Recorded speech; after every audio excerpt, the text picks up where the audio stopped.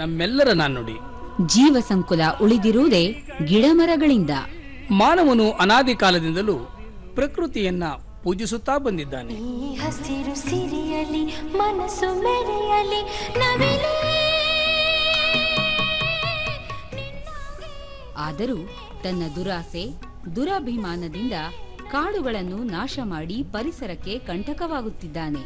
ಇದು ಹೀಗೆ ಮುಂದುವರೆದರೆ ಜಾಗತಿಕ ತಾಪಮಾನ ಹೆಚ್ಚಾಗಿ ಭೂಮಿಯ ಮೇಲಿನ ಅನೇಕ ಜೀವಿಗಳು ಕಣ್ಮರೆಯಾಗುತ್ತವೆ.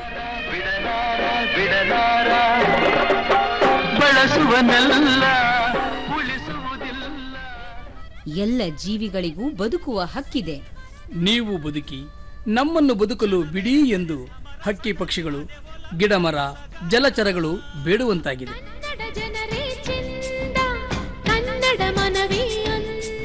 ಗೆಳೆಯರೇ, ಕಾಡು ನಾಶ ತಡೆಯಲು ನಾವೆಲ್ಲರೂ ಒಂದಾಗೋಣ. ನಾವೆಲ್ಲರೂ ಕೈ ಜೋಡಿಸೋಣ. ಹೆಚ್ಚು ಹೆಚ್ಚು ಗಿಡಮರಗಳನ್ನು ನೆಡುವ ಮೂಲಕ ಪರಿಸರವನ್ನು ಉಳಿಸೋಣ, ಬೆಳೆಸೋಣ.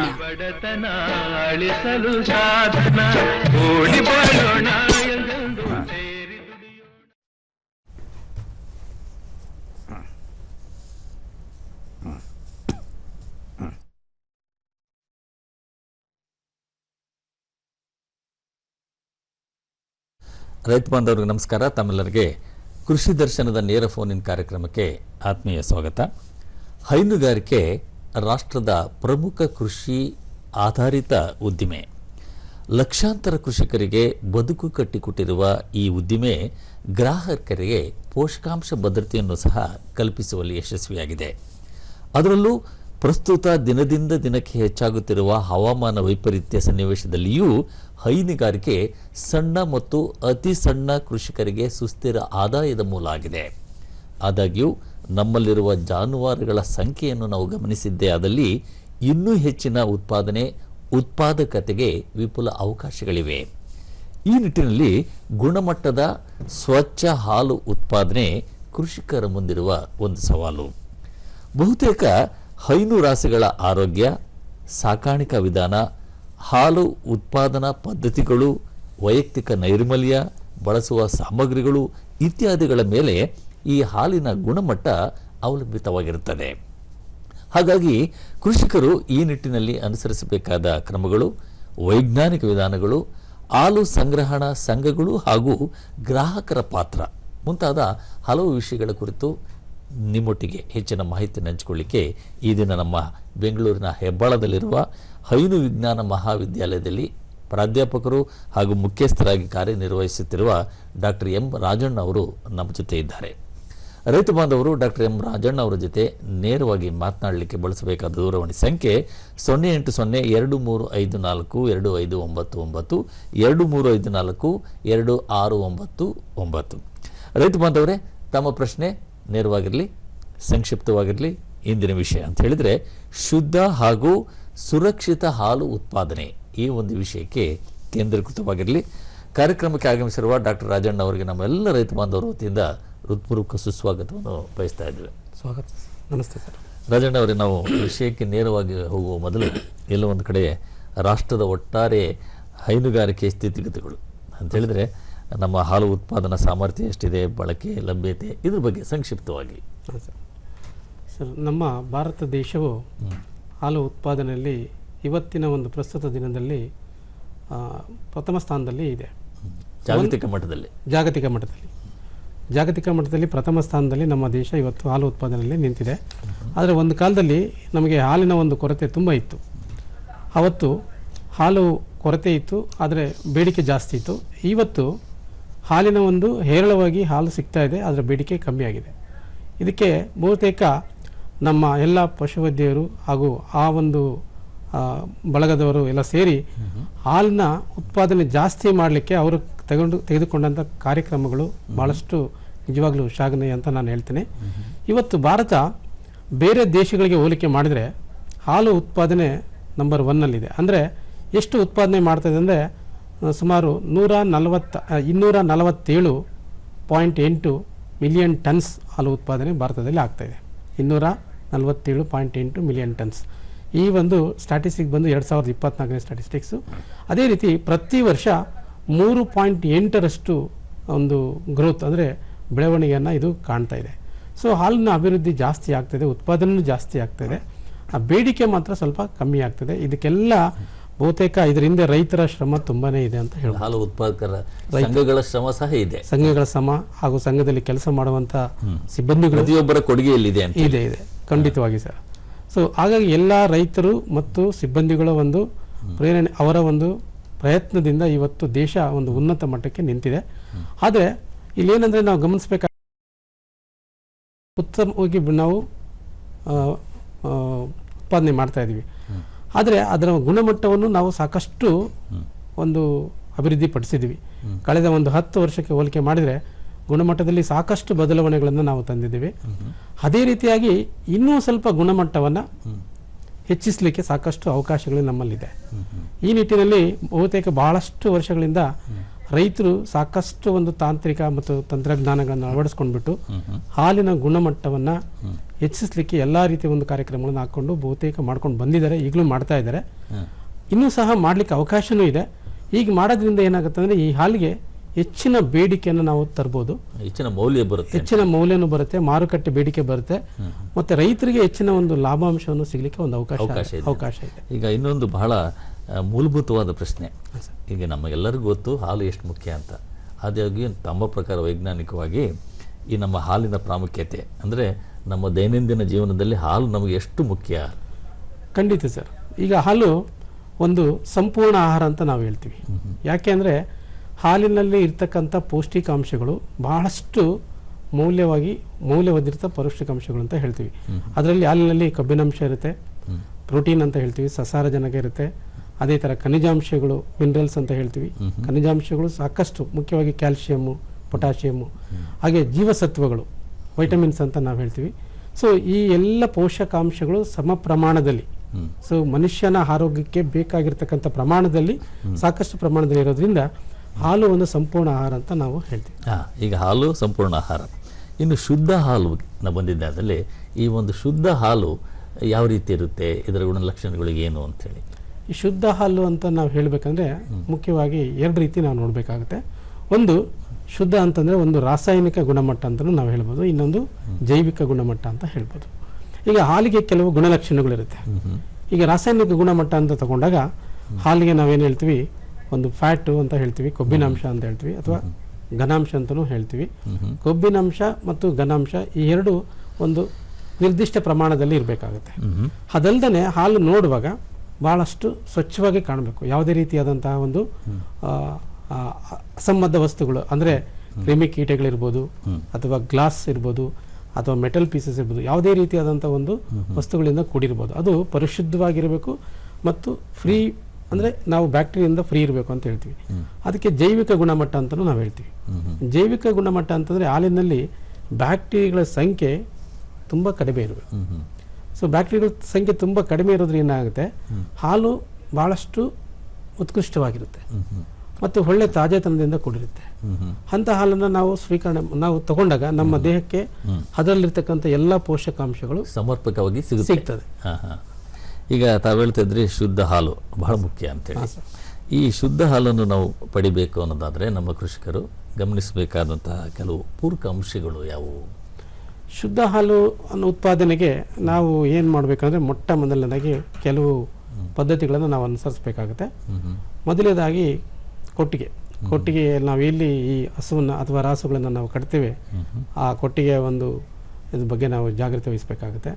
ಅದೇ ಥರ ರಾಸುಗಳ ಒಂದು ಆರೋಗ್ಯ ಒಂದು ನಾವು ನೋಡಬೇಕಾಗುತ್ತೆ, ರಾಸುಗಳ ನಿರ್ವಹಣೆ ನೋಡಬೇಕಾಗುತ್ತೆ. ಮತ್ತು ಹಾಲು ಕರೆಯಲು ಬಳಸುವಂತಹ ಕೆಲವು ಪರಿಕರಗಳು ಅಂತ ನಾವು ಹೇಳ್ತೀವಿ, ಪಾತ್ರೆಗಳು, ಅವುಗಳ ಸ್ವಚ್ಛತೆ ಬಗ್ಗೆ ನೋಡಬೇಕು. ಮತ್ತು ಹಾಲಿನ ಆ ಹಸುವಿನ ಕೆಚ್ಚಲಿನ ಸ್ವಚ್ಛತೆ ಭಾಳಷ್ಟು ಮುಖ್ಯ. ಸೊ ಶುದ್ಧ ಹಾಲು ಉತ್ಪಾದನೆಗೆ ಆ ಕೆಚ್ಚತೆಯ ಒಂದು ಗುಣಮಟ್ಟ ಭಾಳ ಮುಖ್ಯ. ಅದಾದ ನಂತರ ಹಾಲು ಕರೆಯುವಂಥ ಯಾವ ವ್ಯಕ್ತಿ ಹಾಲು ಕರೀತಾರೆ ಅವರ ಒಂದು ಆರೋಗ್ಯ ತುಂಬ ಮುಖ್ಯನೇ ಆಗಿರುತ್ತೆ. ಈಗ ನಾವು ಒಂದೊಂದಾಗಿ ನೋಡೋದಾದ್ರೆ ತಾವು ಮೊದಲಿಗೆ ಹೇಳಿದ್ದು ಕೊಟ್ಟಿಗೆ ನಿರ್ವಹಣೆ ಅಂತೇಳಿ. ಕೊಟ್ಟಿಗೆ ಯಾವ ರೀತಿ ಇರಬೇಕು ಅಂತ? ಸೊ ಕೊಟ್ಟಿಗೆ ಹೇಗೆ ಅಂದರೆ, ಈಗ ದನವನ್ನು ನಾವು ಕಟ್ಟುವಾಗ ಕೊಟ್ಟಿಗೆಯಲ್ಲಿ ಸಾಕಷ್ಟು ಗಾಳಿ ಬೆಳಕು ಬರ್ತಾ ಇರಬೇಕು. ಸೊ ರಾಸುಗಳಿಗೆ ಗಾಳಿ ಬೆಳಕು ಜಾಸ್ತಿ ಬಂದಷ್ಟು ಅಲ್ಲಿ ರಾಸುಗಳು ಗಂಜಲು ಅಥವಾ ಸಗಣಿಯನ್ನು ಹಾಕಿದಾಗ ಅದು ಸರಾಗವಾಗಿ ಗಂಜಲು ಮತ್ತು ಸಗಣಿ ಹರಿದು ಹೋಗಾಗಿ ಇರಬೇಕು, ಅಲ್ಲಿ ನಿಂತ್ಕೊಳ್ಬಾರ್ದು. ಅಲ್ಲಿ ನಿಂತ್ಕೊಂಡು ಅದೆಲ್ಲ ಅಲ್ಲಿ ನಿಂತ್ಕೊಂಡಾಗ ಏನಾಗುತ್ತೆ, ರಾಸು ಅದ್ರ ಮೇಲೆ ಮಲ್ಕೊಳ್ಳುತ್ತೆ. ಮಲ್ಕೊಂಡಾಗ ಆ ಸಗಣಿ ಮತ್ತು ಗಂಜಲು, ಅಲ್ಲಿ ನಿಂತಿರ್ತಕ್ಕಂಥ ಸಗಣಿ ಗಂಜಲು ಆ ರಾಸುವಿನ ಕೆಚ್ಚಲಿಗೆ ಅಂಟ್ಕೊಳ್ಳುತ್ತೆ. ಕೆಚ್ಚಲು ಅಂಟ್ಕೊಂಡು ಅದರಲ್ಲಿರ್ತಕ್ಕಂಥ ಸೂಕ್ಷ್ಮಾಣುಗಳು ಅಥವಾ ಬ್ಯಾಕ್ಟೀರಿಯಾ ಅಂತ ನಾವೇನು ಹೇಳ್ತೀವಿ, ಈ ಬ್ಯಾಕ್ಟೀರಿಯಾಗಳು ಹಾಲಿನ ಮೊಲೆಯ ತೊಟ್ಟುಗಳ ಮುಖಾಂತರ ಕೆಚ್ಚಲನ್ನು ಸೇರ್ತವೆ. ಆ ಕೆಚ್ಚಲನ್ನು ಸೇರಿದಾಗ ಕೆಚ್ಚಲಲ್ಲಿರ್ತಕ್ಕಂಥ ಈ ಬ್ಯಾಕ್ಟೀರಿಯಾಗಳು ಬೆಳವಣಿಗೆ ಆಗಿಬಿಟ್ಟು ಕೆಚ್ಚಲ ಬಾವು ಬರುವಂಥ ಸಾಧ್ಯತೆ ಇರುತ್ತೆ. ಸೊ ಹಾಗಾಗಿ ಇದನ್ನು ನಾವು ರಕ್ಷಣೆ ಮಾಡಬೇಕಾಗತ್ತೆ, ಇದನ್ನು ನಾವು ತಡೆಗಟ್ಟಬೇಕು. ಇದನ್ನು ತಡೆಗಟ್ಟಬೇಕಂದ್ರೆ ನಾವು ಸಂಪೂರ್ಣವಾಗಿ ಅದನ್ನು ಶುದ್ಧವಾಗಿ ಇಟ್ಕೋಬೇಕು. ಹಾಲು ಕರಿಯೋದಕ್ಕಿಂತ ಮೊದಲೇ ಕೊಠಡಿಯನ್ನು ಸಂಪೂರ್ಣವಾಗಿ ಗಾಳಿ ಬೆಳಕಿಂದ ಕೂಡಿರಬೇಕು ಮತ್ತು ಸ್ವಚ್ಛವಾಗಿ ನಾವು ಅದನ್ನು ಶುಭ್ರವಾಗಿ ಇಡಬೇಕಾಗುತ್ತೆ. ಈಗ ನೀವು ಇನ್ನೊಂದು ಅಂಶ ಹೇಳ್ತಾ ಇದ್ರಿ, ನಮ್ಮ ರಾಸುಗಳ ಆರೋಗ್ಯ ಅದು ಸಹ ಭಾಳ ಮುಖ್ಯ ಅಂತೇಳಿ. ಆರೋಗ್ಯ ಕಾಪಾಡುವಲ್ಲಿ ನಮ್ಮ ಕೃಷಿಕರು ಗಮನಿಸಬೇಕಾದ ಕೆಲವು ಅಂಶಗಳು. ಈ ರಾಸುಗಳ ಆರೋಗ್ಯ ಗುಣಮಟ್ಟದ ಮೇಲೆ ನೇರವಾದಂಥ ಒಂದು ಪ್ರಭಾವವನ್ನು ಬೀರಿರುತ್ತೆ. ಈಗ ರಾಸುಗಳು ಯಾವುದೇ ರೀತಿಯಾದಂಥ ಕಾಯಿಲೆಗಳಿಂದ ಬಳಲ್ತಾ ಇರಬಾರ್ದು. ಉದಾಹರಣೆಗೆ ಹೇಳಬೇಕಂದ್ರೆ ಈಗ FMD ಅಂತ ಹೇಳ್ತಾರೆ, ಫೂಟ್ ಮೌತ್ ಡಿಸೀಸಸ್ ಅಂತ ಹೇಳ್ತಾರೆ, ಮತ್ತು ಮ್ಯಾಸ್ಟಿಟಿಸ್ ಅಂತೇಳಿ ಇನ್ನೊಂದು ಕೆಚ್ಚಲು ಬಾವು ಅಂತೇಳಿ ಕನ್ನಡದಲ್ಲಿ ನಾವು ಹೇಳ್ತೀವಿ. ಸೊ ಈ ರೋಗದಿಂದ ಏನಾದರೂ ರಾಸುಗಳು ಬಳಲ್ತಾ ಇದೆಯಾ ಅಂತ ನಾವು ನೋಡ್ಕೋಬೇಕಾಗತ್ತೆ. ಸೊ ಒಂದು ವೇಳೆ ಆ ಥರ ಇದ್ರೆ ಆ ರಾಸುಗಳನ್ನ ನಾವು ಗುಂಪಿನಿಂದ ಸಪರೇಟ್ ಆಗಿ ಪ್ರತ್ಯೇಕಗೊಳಿಸ್ಬಿಟ್ಟು ಅದಕ್ಕೆ ಬೇಕಾಗಿರ್ತಕ್ಕಂಥ ಒಂದು ಚಿಕಿತ್ಸೆಯನ್ನು ನಾವು ಕೊಡಿಸ್ಬೇಕಾಗುತ್ತೆ. ಸೊ ಆವಾಗ ಕೊಟ್ಬಿಟ್ಟು ಅದರ ಸಂಪೂರ್ಣ 1 ವಾರ ಅಥವಾ 10 ದಿವಸ ಆದ ಮೇಲೆ ಅದರ ಹಾಲನ್ನು ಸಹ ನಾವು ಪ್ರತ್ಯೇಕವಾಗಿ ಕರಿಬೇಕಾಗುತ್ತೆ. ಕರೆದ್ಬಿಟ್ಟು ಬೇರೆ ಹಾಲಿನ ಜೊತೆಗೆ ನಾವು ಅದನ್ನು ಮಿಕ್ಸ್ ಮಾಡಬಾರ್ದು. ಆ ಹಾಲನ್ನು ಪ್ರತ್ಯೇಕವಾಗಿ ಇಟ್ಬಿಟ್ಟು ಅದರ ಗುಣಮಟ್ಟ ಏನಿದೆ ಅಂತ ಪರೀಕ್ಷೆ ಮಾಡಿಬಿಟ್ಟು ಅದು ಕುಡಿಲಿಕ್ಕೆ ಅಥವಾ ನಾವು ಸೇವಿಸಲಿಕ್ಕೆ ಯೋಗ್ಯವಾಗಿದೆಯಿಲ್ಲ ಅಂತ ನಾವು ಖಚಿತಪಡಿಸ್ಕೊಂಡು ನಂತರ ಅದನ್ನು ನಾವು ಹಾಕ್ಬೇಕಾಗುತ್ತೆ. ಇಲ್ಲಾಂದ್ರೆ ಅದನ್ನು ನಾವು ಉಪಯೋಗಿಸಬಾರ್ದು. ಸೊ ಇದು ಏನಾಗುತ್ತೆ ಅಂದರೆ ಎಷ್ಟೋ ಸಾರಿ ಇದನ್ನ ಪ್ರತ್ಯೇಕ ಮಾಡುವಲ್ಲಿ ನಾವು ಸ್ವಲ್ಪ ಸರಿಯಾದ ನಿರ್ಧಾರ ಮಾಡೋದಿಲ್ಲ. ಅವಾಗೇನಾಗುತ್ತೆ, ಆ ಹಾಲು ಎಲ್ಲ ರೀತಿಯ ಒಂದು ಹಾಲಿಗೆ ಬಂದು ಸೇರಿಕೊಂಡಾಗ ಸ್ವಲ್ಪ ಸೂಕ್ಷ್ಮಾಣುಗಳು, ಯಾಕೆಂದರೆ ಕೆಚ್ಚಲು ಬಾವು ಇರ್ತಕ್ಕಂಥ ರಾಸವಿಂದ ಹಾಲು ಕರೆದಾಗ ಹೆಚ್ಚಿನ ಸಂಖ್ಯೆಯಲ್ಲಿ ಈ ಬ್ಯಾಕ್ಟೀರಿಯಾಗಳು ಮತ್ತು ಸೊಮ್ಯಾಟಿಕ್ ಸೆಲ್ಸ್ ಅಂತ ನಾವು ಹೇಳ್ತೀವಿ, ಅವು ಜಾಸ್ತಿ ಇರ್ತವೆ. ರಕ್ತದ ಕಣಗಳು, ರೆಡ್ ಬ್ಲಡ್ ಸೆಲ್ಸ್ಗಳು ಎಲ್ಲ ಇರ್ತದೆ. ಹಾಗಾಗಿ ಅದನ್ನ ಸ್ವಲ್ಪ ನಾವು ನಿಯಂತ್ರಣ. ಹಾಗಾಗಿ ಈ ರಾಸುಗಳ ಆಹಾರ ನಿರ್ವಹಣೆ ಬಹಳ ಮುಖ್ಯ ಗುಣಮಟ್ಟದ ಹಾಲು ಉತ್ಪಾದನೆಯಲ್ಲಿ ಅಂತ. ಈಗ 3ನೇ ಅಂಶ ತಾವು ಹೇಳ್ತಾ ಇದ್ರಿ, ಹಾಲಿನ ಪಾತ್ರೆಗಳ ಸ್ವಚ್ಛತೆ, ಪರಿಕರಗಳು ನೀವೇನು ಬಳಸ್ತಾ ಇದ್ದೀವಿ ಆ ಪರಿಕರಗಳು ಯಾವ ರೀತಿ ಇರಬೇಕು ಅಂತ. ಸಾಮಾನ್ಯವಾಗಿ ಹಿಂದೆ ನಾವು ನೋಡ್ತಾ ಇದ್ವಿ, ಸಾಮಾನ್ಯವಾಗಿ ಪ್ಲಾಸ್ಟಿಕ್ ಪರಿಕರಗಳನ್ನು ಉಪಯೋಗಿಸ್ತಾ ಇದ್ರು. ಬಹುತೇಕ ಸುಮಾರು ಒಂದು 15 ವರ್ಷಗಳ ಹಿಂದೆ ಈ ಪ್ಲಾಸ್ಟಿಕ್ ಪರಿಕರಗಳನ್ನು ಬಳಸೋದ್ರಿಂದ ಏನಾಗುತ್ತೋ ಹಾಲಿಗೆ ಇರ್ತಕ್ಕಂಥ ಒಂದು ತಾಜಾ ಪರಿಮಳ ಬದಲಾಗ್ಬಿಟ್ಟು ಅದು ಪ್ಲಾಸ್ಟಿಕ್ ಒಂದು ಪರಿಮಳ ಬರ್ತಾ ಇತ್ತು. ಸೊ ಈಗ ಸಾಕಷ್ಟು ರೈತರಿಗೆ ಇದರ ಬಗ್ಗೆ ಸಾಕಷ್ಟು ಒಂದು ತರಬೇತಿಯನ್ನ ಜಾಗೃತಿ ಮೂಡಿಸಲಾಗಿದ್ದು, ಅದರ ಒಂದು ಪರಿಣಾಮವಾಗಿ ಇವತ್ತು ಪ್ರತಿಯೊಬ್ಬ ರೈತರು ಈ SS ಅಂತ ನಾವೇನು ಹೇಳ್ತೀವಿ, ಸ್ಟೈನ್ಲೆಸ್ ಸ್ಟೀಲ್ ಪೇಲ್ಸ್ ಅಂತ ಹೇಳ್ತೀವಿ, ಅವುಗಳನ್ನ ಎಲ್ಲಾ ರೈತರ ಮನೆಯಲ್ಲಿ ಬಳಕೆ ಮಾಡ್ತಾ ಇದ್ದಾರೆ. ಇದರಿಂದ ಏನಾಗಿದೆ, ಆ ಒಂದು ಸಮಸ್ಯೆ ಈಗಿಲ್ಲ. ಚಿತ್ರ ನೋಡ್ಬೋದು. ಈ SS ಪೈಲುಗಳನ್ನ ಯೂಸ್ ಮಾಡೋದ್ರಿಂದ ಮತ್ತೆ ಈ ಪೈಲುಗಳನ್ನ ನಾವು ಯೂಸ್ ಮಾಡೋದಕ್ಕಿಂತ ಮೊದಲು ಇವುಗಳನ್ನ ಒಂದು ರಾಸಾಯನಿಕ ದ್ರಾವಣದಿಂದ ಚೆನ್ನಾಗಿ ಸ್ವಚ್ಛಗೊಳಿಸ್ಬಿಟ್ಟು ಅದನ್ನ ನಾವು ಒಂದು ರಿವರ್ಸ್ ಇನ್ವರ್ಟೆಡ್ ಡೈರೆಕ್ಷನ್ ಅಲ್ಲಿ ಇಟ್ಟಾಗ ಅದರಲ್ಲಿರ್ತಕ್ಕಂಥ ನೀರಿನ ಅಂಶಗಳೆಲ್ಲ ಕೆಳಗಡೆ ಹರಿದು ಹೋದ್ಮೇಲೆ ಅದನ್ನ ಸ್ವಚ್ಛವಾಗಿ ಡ್ರೈ ಆಗಿದೆ ಅಂದ್ರೆ ಸಂಪೂರ್ಣವಾಗಿ ಒಣಗಿರೋದನ್ನ ನಾವು ಖಚಿತಪಡಿಸ್ಕೊಂಡು ಆಮೇಲೆ ಹಾಲು ಕರೀಲಿಕ್ಕೆ ನಾವು ಅದನ್ನು ಮಾಡಬೇಕು ಅಂತ ಹೇಳಿ. ಹಾಗಾಗಿ ಈ ಸ್ವಚ್ಛತೆ, ಈ ಪಾತ್ರೆಗಳ ಸ್ವಚ್ಛತೆ ಬಹಳ ಮುಖ್ಯ ಅಂತ. ಬಹಳ ಮುಖ್ಯ. ಕೆಚ್ಚಲಿನ ಸ್ವಚ್ಛತೆ ತಾವು ಹೇಳ್ತಾ ಇದ್ರಿ, ಅದು ಯಾವ ರೀತಿ ಇರಬೇಕು ಅಂತ. ಸೊ ಈಗ ಹಾಲು ಕರಿಯೋದಕ್ಕಿಂತ ಮೊದಲು ನಾವು ಕೆಚ್ಚಲಿನ ನಾವು ಬಿಸಿ ನೀರು ಅಂದ್ರೆ ಸ್ವಲ್ಪ ವಾರ್ಮ್ ವಾಟರ್, ನಸಿ ಬೆಚ್ಚಗೆ ಇರ್ತಕ್ಕಂಥ ನೀರಿನಿಂದ ನಾವು ಕೆಚ್ಚಲನ್ನ ತೊಳಿಬೇಕು. ಅದಕ್ಕೆ ಒಂದು ದ್ರಾವಣ ಬರುತ್ತೆ, ಹೈಡ್ರೋಫೋರ್ ಅಂತ ಹೇಳ್ತೀವಿ. ಹೈಡ್ರೋಫೋರ್ ದ್ರಾವಣನ ಶೇಕಡ 0.5 ಇಂದ 1% ಸೊಲ್ಯೂಷನ್ ಪ್ರಮಾಣದಲ್ಲಿ ನಾವು ಅದನ್ನ ಬಳಸ್ಕೊಂಡು ಆ ದ್ರಾವಣದಿಂದ ನಾವು ಕೆಚ್ಚಲನ್ನ ತೊಳೆಯೋದ್ರಿಂದ ಅಲ್ಲಿ ಅಂಟಿರ್ತಕ್ಕಂಥ ರೋಗಾಣುಗಳಿರ್ಬೋದು ಅಥವಾ ಬ್ಯಾಕ್ಟೀರಿಯಾಗಳಿರ್ಬೋದು ಎಲ್ಲದೂ ಸಹ ಹೊರಟೋಗುತ್ತೆ. ಹಾಗೂ ಮುಖ್ಯವಾಗಿ ಹಾಲಿನ ಕೆಚ್ಚಲಿನ ಮೊಲೆ ತೊಟ್ಟುಗಳ ತುದಿಯಲ್ಲಿ ನಾವು ಹೆಚ್ಚಿನ ಒಂದು ಸ್ವಚ್ಛತೆಯನ್ನು ಗಮನಿಸಬೇಕಾಗುತ್ತೆ. ಯಾಕಂದ್ರೆ ಆ ತುದಿ ಒಳಗಡೆ ಬ್ಯಾಕ್ಟೀರಿಯಾಗಳು ಒಳಗಡೆ ಹೋದ್ರೆ, ಆ ತೊಟ್ಟಿಲಿನ ಒಂದು ಹೋಲ್ ಇರುತ್ತೆ, ಅದ್ರ ಒಳಗಡೆ ಹೋದ್ರೆ ಅದು ಸಾಕಷ್ಟು ಒಂದು ಸಮಸ್ಯೆಗೆ ಕಾರಣ ಆಗುತ್ತೆ. ಸೊ ಹಾಗಾಗಿ ಕೆಚ್ಚಲಿನ ಒಂದು ಆರೋಗ್ಯ ತುಂಬಾ ಮುಖ್ಯ ಆಗಿರುತ್ತೆ. ಸೊ ಈ ಕೆಚ್ಚಲಿನ ಆರೋಗ್ಯ ಸರಿ ಇಲ್ಲಂದ್ರೆ ಖಂಡಿತವಾಗೂ ಅದರ ಒಂದು ಗುಣಮಟ್ಟದ ಹಾಲು ಉತ್ಪಾದನೆ ಕಷ್ಟ ಆಗುತ್ತೆ. ಹಾಗಾಗಿ ಕೆಚ್ಚಲಿನ ಸ್ವಚ್ಛತೆ ಬಹಳಷ್ಟು ಅತಿ ಮುಖ್ಯ. ಈಗ ಕೊನೆಯ ಅಂಶ ತಾವು ಹೇಳ್ತಾ ಇದ್ರಿ ವೈಯಕ್ತಿಕ ಸ್ವಚ್ಛತೆ ಅಂದರೆ ಹಾಲು ಕರೆಯುವ ವ್ಯಕ್ತಿ ಆರೋಗ್ಯಯುತವಾಗಿರಬೇಕು, ಸ್ವಚ್ಛತೆ ಕಾಪಾಡಬೇಕು, ಅದ್ರ ಬಗ್ಗೆ ಸ್ವಲ್ಪ ಮಾಹಿತಿ. ಇದು ಸಹ ಬಹಳಷ್ಟು ಮುಖ್ಯವಾದ ಅಂಶ ಸರ್. ಹ್ಮ್ ಹ್ಮ್. ಈಗ ಹಾಲು ಈ ಎಲ್ಲ ಅಂಶಗಳನ್ನು ನಾವು ಗಮನಿಸ್ತೀವಿ. ಕೊನೆಗೆ ನಾವು ಯಾವುದನ್ನು ಮರಿತೀವಿ ಅಂದರೆ ಹಾಲು ಕರೆಯುವಂಥ ವ್ಯಕ್ತಿ ಬಗ್ಗೆ ನಾವು ಹೆಚ್ಚಿನ ಗಮನವನ್ನು ಕೊಡಬೇಕಾಗುತ್ತೆ. ಈಗ ಹಾಲು ಕರೆಯುವಂಥ ವ್ಯಕ್ತಿ, ನಮಗೆ ಶುದ್ಧ ಹಾಲು ಉತ್ಪಾದನೆ ಬೇಕು ಅಂತಂದರೆ ಹಾಲು ಕರೆಯುವಂಥ ವ್ಯಕ್ತಿ ಯಾವುದೇ ರೀತಿಯಾದಂತಹ ಸಾಂಕ್ರಾಮಿಕ ರೋಗಗಳಿಂದ ಬಳಲ್ತಾ ಇರಬಾರ್ದು, ಅಂದರೆ ಕಂಟೇಜಿಯಸ್ ಡಿಸೀಸ್ ಅಂತ ಹೇಳ್ತೀವಿ. ಮತ್ತು ಹಾಲು ಕರೆಯ ಸಂದರ್ಭದಲ್ಲಿ ಅವರು ಕೆಮ್ಮೋದಾಗಲಿ ಅಥವಾ ಹುಗಳೋದಾಗಲಿ ಇಂಥದ್ದನ್ನು ಮಾಡಿಕೊಡ್ತು. ಸೊ ಇದರಿಂದ ಏನಾಗುತ್ತೆ, ಆ ಸೀನುವಾಗ ಅಥವಾ ಕೆಮ್ಮುವಾಗ ಆ ಬ್ಯಾಕ್ಟೀರಿಯಾಗಳು ನೇರವಾಗಿ ಹಾಲಿಗೆ ಬೀಳ್ತದೆ. ಅದು ಒಂದು. ಮತ್ತೊಂದು ಪಾಯಿಂಟ್ ಏನಂದರೆ, ಹಾಲು ಕರೆಯೋದಕ್ಕಿಂತ ಮೊದಲು ಅವರು ಅವರ ಕೈಗಳನ್ನು ಸೋಪನ್ನು ಉಪಯೋಗಿಸ್ಬಿಟ್ಟು ಸ್ವಚ್ಛವಾಗಿ ತೊಳ್ಕೊಳ್ಬೇಕು. ತೊಳ್ಕೊಂಡು ಅದನ್ನು ಒಂದು ಒಳ್ಳೆಯ ಒಂದು ಕ್ಲೀನಾಗಿರ್ತಕ್ಕಂಥ ಬಟ್ಟೆಯಲ್ಲಿ ಟವಲಲ್ಲಿ ಅದನ್ನು ಒರೆಸ್ಕೋಬೇಕು. ಅದು ಒಂದು. ಇನ್ನೊಂದು ಪಾಯಿಂಟ್ ಏನಂದರೆ, ಹಾಲು ಕರೆಯುವಂಥ ವ್ಯಕ್ತಿ ಕೈಗಳಲ್ಲಿ ಉಗುರುಗಳು ಇರಬಾರ್ದು. ಉಗುರುಗಳನ್ನು ಸಂಪೂರ್ಣವಾಗಿ ತೆಗೆದಿರಬೇಕು. ಅದನ್ನು ಅವರು ಖಚಿತಪಡಿಸ್ಕೋಬೇಕು. ಯಾಕೆಂದರೆ ಒಂದು ವೇಳೆ ಉಗುರು ಉದ್ದ ಬಿಟ್ಕೊಂಡು ಹಾಲು ಕರೆಯೋಕ್ಕೆ ಪ್ರಯತ್ನ ಮಾಡಿದಾಗ ಏನಾಗುತ್ತೆ, ಆ ಉಗುರಿನ ಒಂದು ಹೆಡ್ಜು ಆ ಮಲೆ ತೊಟ್ಟುಗಳಿಗೆ ತಾಗಿದರೆ ಅಲ್ಲಿ ಗಾಯ ಆಗಿಬಿಟ್ಟು ಅಲ್ಲಿ ಇನ್ಫೆಕ್ಷನ್ ಸ್ಟಾರ್ಟ್ ಆದರೆ ಅದರಿಂದ ಮತ್ತೆ ಕೆಚ್ಚಲುಬು ಅಥವಾ ಬೇರೆ ಬೇರೆ ಸಮಸ್ಯೆಗಳಿಗೆ ಕಾರಣ ಆಗುತ್ತೆ. ಸೊ ಅದರಿಂದ ಹಾಲು ಅವಾಗ ಶುದ್ಧ ಹಾಲು ಉತ್ಪಾದನೆ ಮಾಡಲಿಕ್ಕೆ ಕಷ್ಟ ಆಗುತ್ತೆ.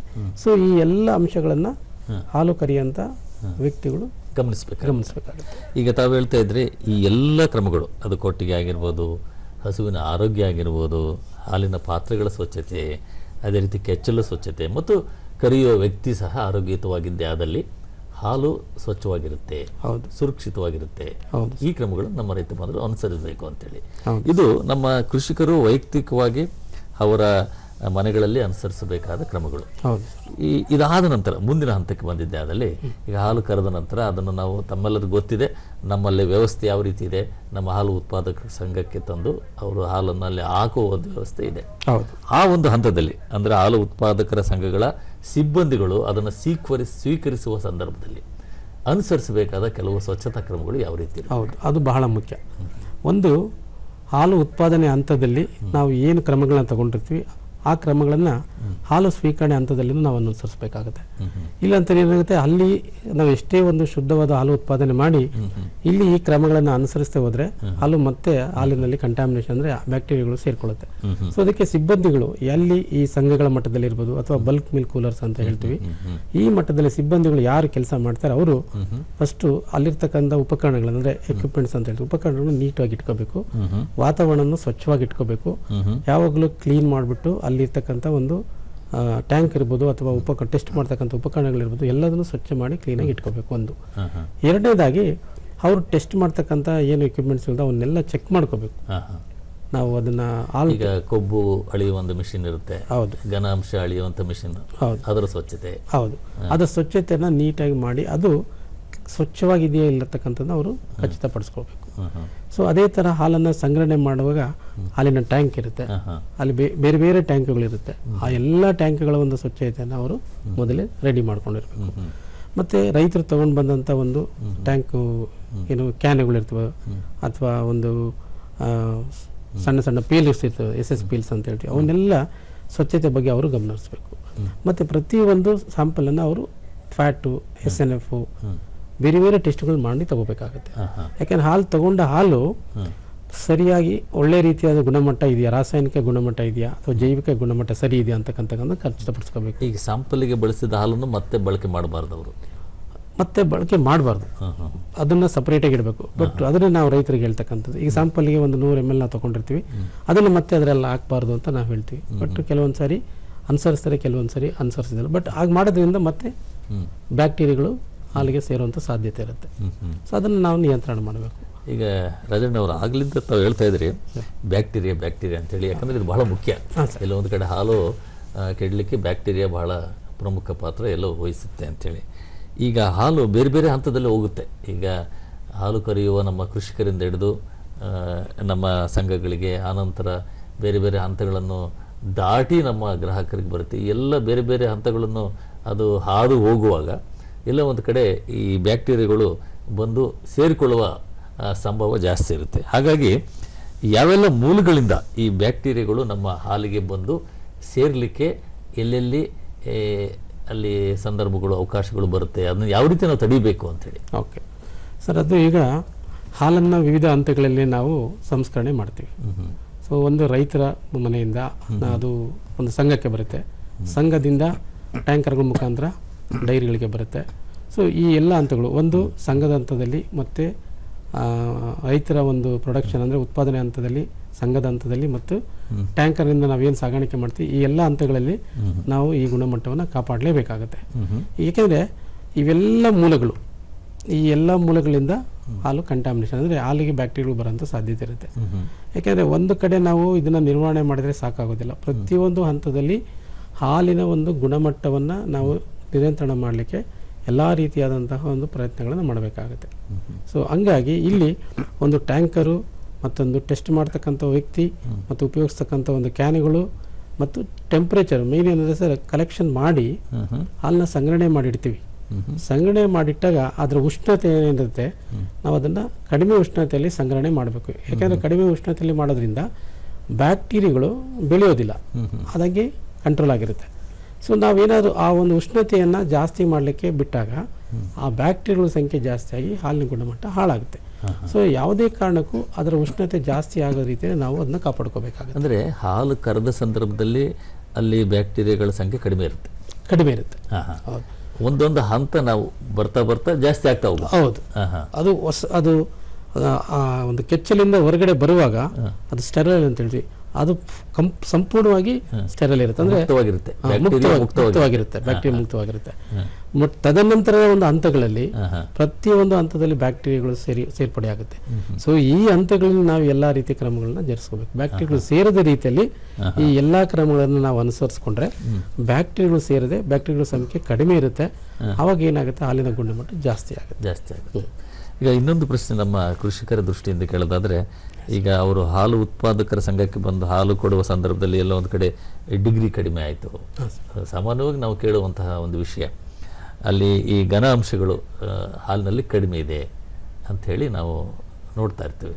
ಇದನ್ನು ನಾವು ಹೆಚ್ಚು ಮಾಡಬೇಕಂದ್ರೆ ನಮ್ಮ ರೈತರು ಏನು ಮಾಡಬೇಕು ಅಂತೇಳಿ, ಅಂದರೆ ಗುಣಮಟ್ಟವನ್ನು ಹೆಚ್ಚು ಮಾಡಬೇಕು. ಹೌದು, ಗುಣಮಟ್ಟ ಸರ್. ಈಗ ಏನಾಗಿದೆ, ನಮ್ಮ ಒಂದು ದೇಶದಲ್ಲಿ ಈ ಕ್ರಾಸ್ ಬ್ರೀಡ್ಸ್ ಕೌಸು ಜಾಸ್ತಿ ಇದೆ. ಅದರಲ್ಲಿ ಮುಖ್ಯವಾಗಿ HF ಅಂತ ನಾವು ಹೇಳ್ತೀವಿ, ಹೋಲಿಸ್ಟಿನ್ ಫ್ರೈಸನ್ ಕೌಸ್. ಈ ಒಂದು ಹಸುವಿನ ಸರಾಸರಿ ಕೊಬ್ಬಿನ ಅಂಶನ ತಗೊಂಡ್ರೆ ಒಂದು 2.8 3.8 ಇಷ್ಟು ಬರ್ಬೋದು. ಅದಕ್ಕಿಂತ ಹೆಚ್ಚಿಗೆ ಅದರಲ್ಲಿ ಬರೋದಿಲ್ಲ.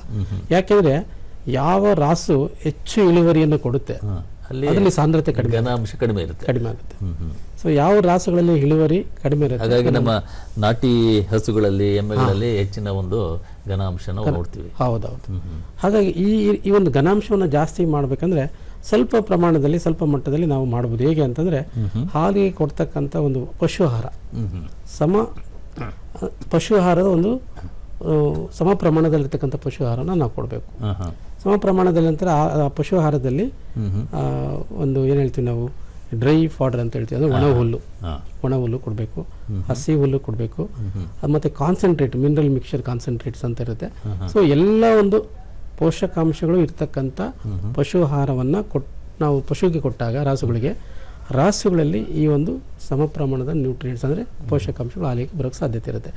ಈಗ ಪಶುಗೆ ನಾವು ಕೊಡುವಂಥ ಆಹಾರದಲ್ಲಿ ಇವಾಗ ಸಾಮಾನ್ಯವಾಗಿ ಏನಾಗುತ್ತೆ, ನಮ್ಮ ಮನೆಯಲ್ಲಿ ಯಾವ ಒಂದು ಯಾವ ಒಂದು ಹುಲ್ಲಿರುತ್ತೆ, ಒಣ ಹುಲ್ಲಿರುತ್ತೆ, ನಮ್ಮಲ್ಲಿ ಯಥೇಚ್ಛವಾಗಿ ಒಣ ಹುಲ್ಲು ನಮ್ಮ ಮನೇಲಿ ಇರುತ್ತೆ, ನಾವು ಒಣ ಹುಲ್ಲು ಕೊಡ್ತೀವಿ. ಸೊ ಅವಾಗ ಏನಾಗುತ್ತೆ, ಹಸಿ ಹುಲ್ಲಿರೋದಿಲ್ಲ. ಸೊ ಅವಾಗ ಅದರ ಒಂದು ಅಂಶ ಕಮ್ಮಿ ಆಗುತ್ತೆ. ಸೊ ಅದಕ್ಕೆ ಎಲ್ಲ ಒಂದು ಸಮ ಪ್ರಮಾಣದಲ್ಲಿ ಇರಬೇಕು. ಹಸಿ ಹುಲ್ಲು ಇರಬೇಕು, ಒಣ ಹುಲ್ಲು ಇರಬೇಕು, ಮತ್ತು ಕಾನ್ಸಂಟ್ರೇಟ್ಸ್. ಅದಕ್ಕೆ ಕಾನ್ಸಂಟ್ರೇಟ್ಸಲ್ಲಿ ಏನಂದರೆ ಮಿನರಲ್ಸ್, ಖನಿಜಾಂಶಗಳು ಹೆಚ್ಚಿಗೆ ಇರುತ್ತೆ, ಮತ್ತು ಜೀವಸತ್ವಗಳು ಹೆಚ್ಚಿಗೆ ಇರುತ್ತೆ, ಖನಿಜ ಮಿಶ್ರಣಗಳು ಸಿಗುತ್ತೆ. ಸೊ ಇದೆಲ್ಲದನ್ನು ಸಮ ಪ್ರಮಾಣದಲ್ಲಿ ಹಾಕಿದಾಗ ಅದು ಘನಾಂಶದ ಒಂದು ಸಮಸ್ಯೆ ಸ್ವಲ್ಪ ಮಟ್ಟಿಗೆ ನಾವು ಅಭಿವೃದ್ಧಿ ಮಾಡ್ಬೋದು. ಈಗ ತಾವು ಹೇಳ್ತಾ ಇದ್ರಲ್ಲ, ಒಂದು ಕಡೆ ಗುಣಮಟ್ಟವನ್ನು ಹೆಚ್ಚು ಮಾಡಬೇಕು ಹಾಲಿಂದು ಅಂತೇಳಿ. ಈಗ ಬೇಸಿಗೆ ಬರ್ತಾ ಇದೆ. ಈಗ ಬೇಸಿಗೆಯಲ್ಲಿ ಹಸಿರು ಮೇವು ಎಲ್ಲ ಒಂದು ಕಡೆ ನಮಗೆ ರೈತ ಬಾಂಧವರಿಗೆ ಕಷ್ಟ ಸಾಧ್ಯ. ಹಾಗಾಗಿ ಈ ಬೇಸಿಗೆಯಲ್ಲಿಯೂ ನಾವು ಉತ್ತಮ ಆಹಾರ ಕೊಡಬೇಕು ಅನ್ನೋದಾದರೆ, ಈಗ ನಾವು ಹಸಿರು ಮೇವು ಕೊಡಲಿಕ್ಕೆ ಸಾಧ್ಯ ಆಗದೇ ಇದ್ದ ಪಕ್ಷದಲ್ಲಿ ಯಾವ ರೀತಿಯ ಆಹಾರ ಕೊಟ್ಟರೆ ಸೂಕ್ತ ಅಂತ ಹೇಳಿ? ಅದಕ್ಕೆ ಒಂದು ಬದಲಾಗಿ ಈಗ ಸಾಕಷ್ಟು ಒಂದು ಈ ಅಜೋಲಾ ಅಂತೇಳಿ ಒಂದು ಹೊಸದಾಗಿ ಬಂದಿದೆ. ಅದು ತುಂಬ ಪ್ರೋಟೀನ್ ರಿಚ್ ಒಂದು ಅಂದ್ರೆ ನೀರಿನ ಮೇಲೆ ನೀರಿಂದ ಮೇಲೆ ಬೆಳೆಯತಕ್ಕಂಥದ್ದು. ಅದು ಇದಕ್ಕೆ ಒಂದು ಬದಲಾಗಿ ಬಹಳಷ್ಟು ಒಂದು ಸುಲಭವಾಗಿ ಅದನ್ನು ಬೆಳಿಬೋದು, ನಮ್ಮ ಮನೆ ಹತ್ರನೇ ಬೆಳ್ಕೋಬೋದು. ಸೊ ಈ ರೀತಿಯಾದಂಥ ಒಂದು ಪರ್ಯಾಯ ವ್ಯವಸ್ಥೆಗಳನ್ನು ಮಾಡಿಕೊಂಡಾಗ ಅದರ ಕೊರತೆಯನ್ನು ನಾವು ಖಂಡಿತವಾಗಿ ನೀಗಿಸ್ಬೋದು.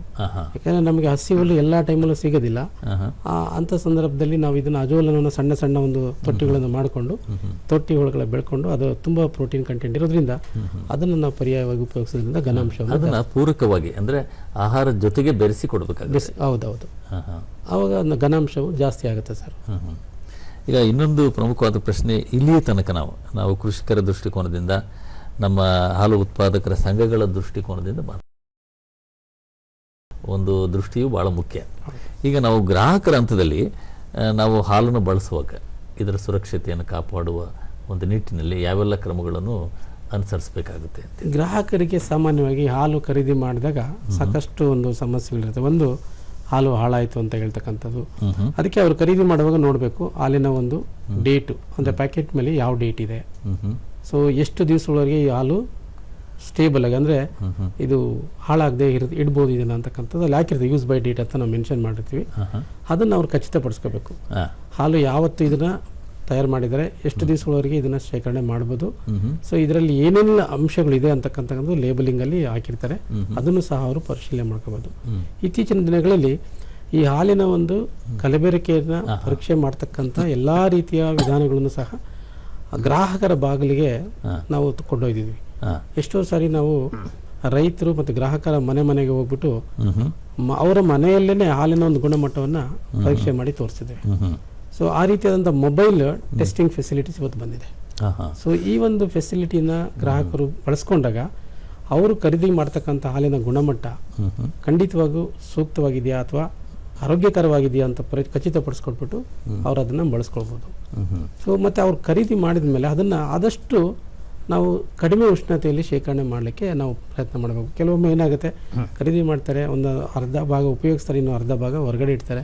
ಸೊ ಏನಾಗುತ್ತೆ, ಒಂದು ಈ ಟೆಂಪ್ರೇಚರ್, ಈ ಉಷ್ಣತೆಯ ಒಂದು ವೈಪರೀತ್ಯದಿಂದ ಅದು ಹಾಳಾಗುವಂಥ ಚಾನ್ಸಸ್ ಇರುತ್ತೆ. ಸೊ ಅದನ್ನೆಲ್ಲ ನಾವು ಅನುಸರಿಸಬೇಕಾಗುತ್ತೆ. ಈಗ ಹಾಲಿನಿಂದ ಸಾಕಷ್ಟು ಉತ್ಪನ್ನಗಳನ್ನ ನಾವು ತಯಾರು ಮಾಡ್ತೇವೆ, ಅದೆಲ್ಲ ತಮಗೆ ಗೊತ್ತಿದೆ. ಈ ಗುಣಮಟ್ಟ ಈ ಉತ್ಪನ್ನಗಳ ತಯಾರಿಕೆಗೆ ಯಾವ ರೀತಿ ಪೂರಕವಾಗಿ ಇದು ಸಹಾಯ? ಖಂಡಿತ. ಈಗ ಯಾವುದೇ ಒಂದು ಶುದ್ಧ ಒಂದು ಉತ್ಪನ್ನಗಳು ನಾವು ರೆಡಿ ಮಾಡಬೇಕಂತ ತಯಾರು ಮಾಡಬೇಕು ಅಂತಂದರೆ ಮೂಲತಃ ಕಚ್ಚಾ ವಸ್ತು ಅಂತ ನಾವೇನು ಹೇಳ್ತೀವಿ ಹಾಲು, ಅದು ಶುದ್ಧವಾಗಿರಬೇಕು, ಅದರ ಗುಣಮಟ್ಟ ಹೆಚ್ಚಿರಬೇಕು. ಅದು ಶುದ್ಧವಾಗಿದ್ದು ಅದರ ಗುಣಮಟ್ಟ ಜಾಸ್ತಿ ಇದ್ರೆ ಖಂಡಿತವಾಗಿ ಅದರಿಂದ ನಾವು ಉತ್ಕೃಷ್ಟವಾದ ಉತ್ಪನ್ನಗಳನ್ನು ಮಾಡಲಿಕ್ಕೆ ಅವಕಾಶ ಇದೆ. ಒಂದು ವೇಳೆ ಅದರ ಕ್ವಾಲಿಟಿ, ಅದರ ಗುಣಮಟ್ಟ ಏನಾದರೂ ಕಳಪೆಯಾಗಿದೆ, ಖಂಡಿತವಾಗೂ ಅದೇ ತರ ನಮ್ಮ ಅಂತಿಮವಾಗಿ ನಾವೇನು ಉತ್ಪನ್ನಗಳನ್ನು ತಯಾರು ಅವುಗಳ ಗುಣಮಟ್ಟವು ಅಷ್ಟೊಂದು ನಿರೀಕ್ಷೆ ಮಾಡ್ಲಿಕ್ಕೆ ಆಗೋದಿಲ್ಲ. ಹೌದು. ಹಾಗಾಗಿ ಎಲ್ಲ ಒಂದು ಕಡೆ ಹಾಲಿನ ಗುಣಮಟ್ಟ ಬಹಳ ಮುಖ್ಯ ಅಂತ ಹೇಳಿ ರೈತ ಬಂದವರೇ, ಇಲ್ಲಿವರೆಗೆ ರಾಜಣ್ಣ ಅವರು ನಮಗೆ ಶುದ್ಧ ಹಾಲು, ಸ್ವಚ್ಛವಾದ ಹಾಲನ್ನು ನಮ್ಮ ರೈತ ಬಾಂಧವರು ಯಾವ ರೀತಿ ಉತ್ಪಾದನೆ ಮಾಡಬೇಕು, ಅನಂತರ ನಮ್ಮ ಉತ್ಪಾದಕರ ಸಂಘಗಳಲ್ಲಿ ಯಾವ ರೀತಿ ನಾವು ಕೆಲವು ವೈಜ್ಞಾನಿಕ ಕ್ರಮಗಳನ್ನು ಅನುಸರಿಸಬೇಕು, ಗ್ರಾಹಕರ ಮಟ್ಟದಲ್ಲಿ ನಮ್ಮ ಕರ್ತವ್ಯಗಳೇನು, ಇವುಗಳ ಬಗ್ಗೆ ಬಹಳ ವಿವರವಾದ ಮಾಹಿತಿಯನ್ನು ಕೊಟ್ಟಿದ್ದಾರೆ. ಪ್ರಾಯಶಃ ಆನಂತರವೂ ಅವರನ್ನು ತಾವು ಸಂಪರ್ಕ ಮಾಡಿ ಹೆಚ್ಚಿನ ಮಾಹಿತಿ ಪಡೆಯಲಿಕ್ಕೆ ಅವಕಾಶ ಇದೆ. ಇಲ್ಲಿಯವರೆಗೆ ಆಗಮಿಸಿ ಈ ಒಂದು ಶುದ್ಧ ಮತ್ತು ಸುರಕ್ಷಿತ ಹಾಲು ಉತ್ಪಾದನೆ ಕುರಿತು ಸಾಕಷ್ಟು ಮಾಹಿತಿಯನ್ನು ಹಂಚಿಕೊಂಡಂತಹ ಡಾಕ್ಟರ್ ರಾಜಣ್ಣ ಅವರಿಗೆ ನಮ್ಮೆಲ್ಲ ರೈತ ಬಾಂಧವರ ವತಿಯಿಂದ ಹೃತ್ಪೂರ್ವಕ ಧನ್ಯವಾದಗಳನ್ನು ಅರ್ಪಿಸ್ತಾ ಇದ್ದೇವೆ. ನಮಸ್ಕಾರ.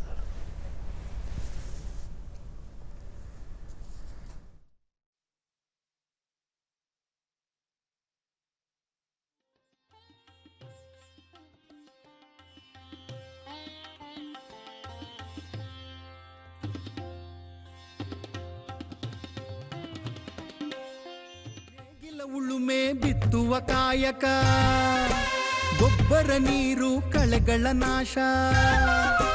ನೇಗಿಲ ಉಳುಮೆ ಬಿತ್ತುವ ಕಾಯಕ, ಗೊಬ್ಬರ ನೀರು ಕಳೆಗಳ ನಾಶ. ಕೊಯ್ಲು ಒಕ್ಕಣೆ ಮಾರಾಟ ಮಾಹಿತಿಯ ಕೃಷಿ ದರ್ಶನ, ಕೃಷಿ ದರ್ಶನ, ಕೃಷಿ ದರ್ಶನ. ದನ ಕುರಿ ಮೇಕೆ ಕೋಳಿ ಮೀನು, ಸಹಜ ಬೇಸಾಯ ಸಮಗ್ರ ಕೃಷಿಯು. ದನ ಕುರಿ ಮೇಕೆ ಕೋಳಿ ಮೀನು, ಸಹಜ ಬೇಸಾಯ ಸಮಗ್ರ ಕೃಷಿಯು ಮಳೆ ಬೆಳೆ ಕಳೆಯ ನೆಮ್ಮದಿ ಬದುಕಿನ ಕೃಷಿ ದರ್ಶನ ಕೃಷಿ ದರ್ಶನ ಕೃಷಿ ದರ್ಶನ ಕೃಷಿ ದರ್ಶನ.